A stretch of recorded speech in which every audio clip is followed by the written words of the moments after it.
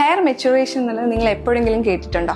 I am doctor അപൂർവ. ഇന്ന് നമുക്ക് ഈ ടോപ്പിക്കിനെ കുറിച്ച് സംസാരിക്കാം. കൺസൾട്ടേഷൻ വരുമ്പോൾ ഏർലി 20s ചില പേഷ്യൻസ്, അതായത് 20-22 ഏജ് ഗ്രൂപ്പിലുള്ള പേഷ്യൻസ് സാധാരണ പറയുന്ന ഒരു കംപ്ലൈന്റ് ആണ് അവരുടെ ഹെയർ ലൈൻ നേരത്തെ ഉള്ളതിൽ നിന്ന് കുറച്ചുകൂടി മുകളിലേക്ക് കയറി എന്നുള്ളത്, പ്രത്യേകിച്ചും ടെമ്പിൾ ഏരിയ. അപ്പോൾ അവർ ചോദിക്കുന്നത് ഇതിന് എന്തെങ്കിലും ട്രീറ്റ്മെന്റ് വേണോ, അല്ലെങ്കിൽ ഹെയർ ട്രാൻസ്പ്ലാന്റേഷന്റെ ആവശ്യമുണ്ടോ എന്നൊക്കെയാണ്. നമ്മൾ മനസ്സിലാക്കേണ്ട കാര്യം എന്ന് പറഞ്ഞാൽ അവർക്കൊരു 16-17 ഏജ് ആയിരിക്കുന്ന ടൈമിൽ, അതായത് ടീനേജ് ടൈമിൽ അവർക്ക് ആ ഒരു ഹെയർ ലൈൻ ഒരു ചൈൽഡിഷ് ലുക്ക് നൽകുന്ന പോലത്തെ ഒരു ഹെയർ ലൈൻ ആയിരിക്കും ഉണ്ടാവുന്നത്, അതായത് ഒരു സ്ട്രെയിറ്റ് ഹെയർ ലൈൻ.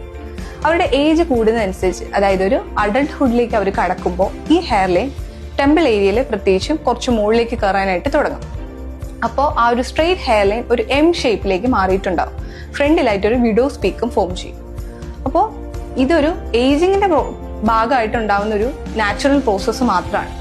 അപ്പോൾ ഇതിനങ്ങനെ പ്രത്യേകിച്ച് ട്രീറ്റ്മെന്റോ ഹെയർ ട്രാൻസ്പ്ലാന്റേഷന്റെ ആവശ്യമോ അങ്ങനെയൊന്നും വരുന്നില്ല. അപ്പോൾ സിമ്പിൾ ആയിട്ട് പറയുകയാണെങ്കിൽ ഒരു ടീനേജ് ടൈമിലെ ഹെയർ ലൈനിൽ നിന്നും അഡൾട്ട്ഹുഡിലേക്കുള്ള ഹെയർ ലൈനിലെ ആ ഒരു ട്രാൻസ്ഫർമേഷനാണ് ഹെയർ ലൈൻ മെച്ചുറേഷൻ എന്ന് പറയുന്നത്.